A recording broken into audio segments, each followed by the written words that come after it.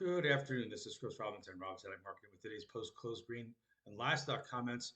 Well, we started out really kind of in negative city, still digesting, the USDA discovering 200 million extra corn bushels. No two ways to get around that. We put a lot of pressure on corn. That carryout is something that we're going to have to be dealing with, and you know, we had been under pressure earlier in the morning. In the afternoon, there was a post by President Trump on his Truth Social talking about um, coming to terms somehow with Chairman Z. And I'll let you read that yourself. I'm not going to misquote it, get in trouble. But at the end of the day, he's not going to talk to him for 4 more weeks. It didn't matter. It sparked a short cover and rally. We rallied from 994 to 1020. Then we gave back seven of that. Boom, broke real fast.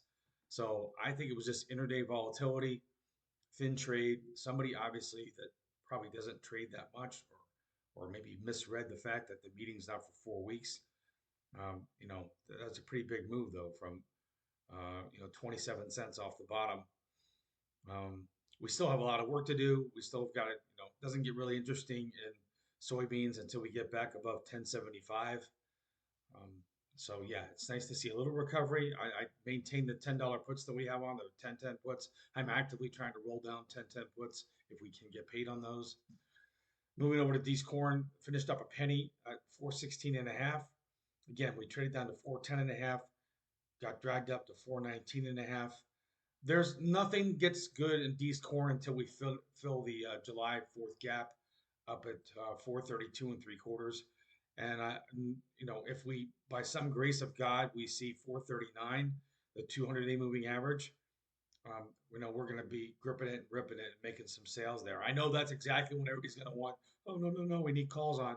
Absolutely not.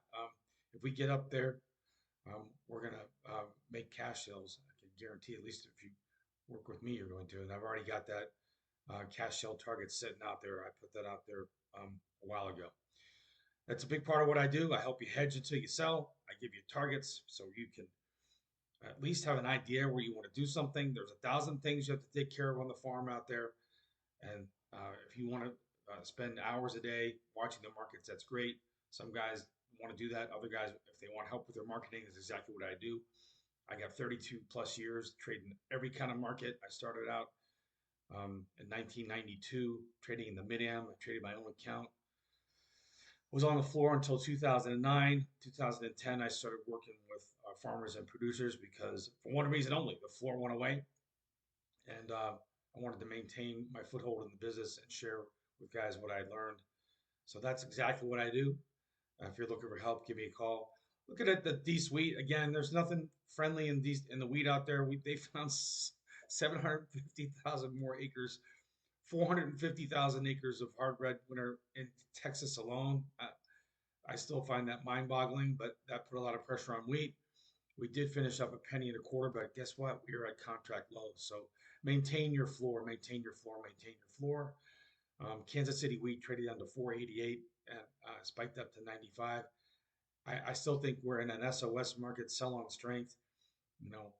If President Trump can say something positive about soybeans, once a day, that'll be nice.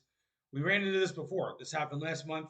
We had a spike, and there was no follow through, and so I'm in Missouri right now. I'm in the show me state. Show me the deal, and then I'll get more friendly soybeans. You can always reown. If people feel like you missed it, you don't buy it. That's complete nonsense. We're looking at the next 6 months, not the next 6 minutes. Just remember that. Flip it over real quick to livestock. Interesting. Look like we're going to take another run at the contract highs again. We had another $3 trading range in fat cattle, finished down 30 cents in a day. I guess it's more remarkable from the fact that we didn't make new highs for months and months and months. Every time we turned around, we make a new high. So November feeder cattle did not take out last week's high at 363.775. We got to 62.775. So missed it by a dollar and then fell away. I'm more concerned with where we finish on Friday. Even if you've done nothing so far, I can tell you nobody's going to sell the top in this cattle. I think my producers out there, if you're long cattle, or if you're going out and buying expensive cattle right now, you really need to make sure that you've got some sort of downside protection on. I recommend puts. With a put, you get the floor, and then you don't get the margin calls in case the market continues to go higher. Um, these hogs down a buck 82.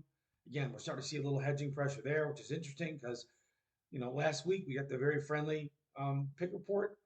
2 days in a row, we traded 91.50, couldn't go through it, couldn't get the 92 print, and you're seeing a little bit of hedge pressure here right now. From 87 to almost 92, am I going to be upset about missing the top 3 cents? No. What I don't want to do is sit and watch 87 turn back into 67, some craziness where we go back down to the April tariff lows. Good marketing, especially from a producer standpoint, is always about defense, defense, defense. You already made a long bet. You are a speculator. You are a commodity trader. I always say that in my meetings. I always say, raise your hands. How many people, if you hate professional commodities traders, usually the whole room raises their hands. I'm like, well, guess what? You are a commodity trader, and you're locked into the long side, right? So recognize it, embrace it, use the tools that we have to manage our risk. Stay away from trying to chase every move. For today's a perfect example. I mean, a 27-cent move in beans, even if, and I've been through a lot of those markets back in the day when I was on the floor where something comes in and you get run over. It's not a good feeling. And if you're a farmer producer, work on that. Your risk management shouldn't be about, creating excitement for you. What it should be doing is actually helping you sleep better at night. That's what your risk management should be all about. If I was, have my way, that's what I would tell everybody out there that's a producer. If you're of the mindset where you want to be a trader and you want to get in and out, there's nothing I can say that's going to stop you. But I'm targeting, trying to reach out to farmers and producers who, there's only so many hours in the day. If you've taken care of the farm and taken care of your business, take care of your family, you need to have someone that you trust that's watching these markets for you, and it's not calling you up every 5 minutes, say, let's do this, let's do that, let's do this. So that's what I'm here for. If you're looking for help, give me a call. I am going to post my private client seminar tonight. I kind of redid it after today. Usually that goes out every Tuesday or Wednesday, once a week. I basically, anybody that signs up for it, it's basically like getting a seminar with me where I dig into one issue that we're looking at. It's a lot easier sometimes to follow along. I do it in a PowerPoint format, which I share with you like a Zoom meeting. I post it to my members area. And again, you can go back and look at it. You can listen to it. You can hit stop, rewind. It's a way for me to really, it's a teachable moment to sort of explain and share with you what I'm looking at, why I'm making the decisions that I make. Hopefully, they can help you. And you may disagree with it. That's fine. But I do want to share with you my thought process. So if you're interested, take a look, sign up. I do a daily letter, comes out every morning, Monday through Friday. I do this podcast every morning and every afternoon for free. That goes out to everybody. And on the weekends, I take about 4 hours and I break down big picture risk. If you want to see where we're at for 2025, I really did a long-term outlook as to where our cash sales were, where our hedges were. So guys love to be Monday morning quarterbacks, or I guess if you've ever been in the racing, it's called bench racing, where you're sitting on the bench, but you're watching everybody else. You're like, I would have done that. I would have done this. I share with you everything I've done. If you want to take a look at that, give me a call. I'll send you that email. 312-638-8868.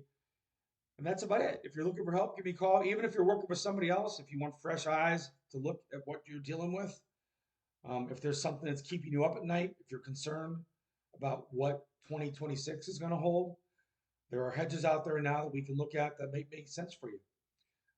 My whole program is about custom fitting stuff to guys. It's not a generic one size fits all. So on that note, have a good night. Take care.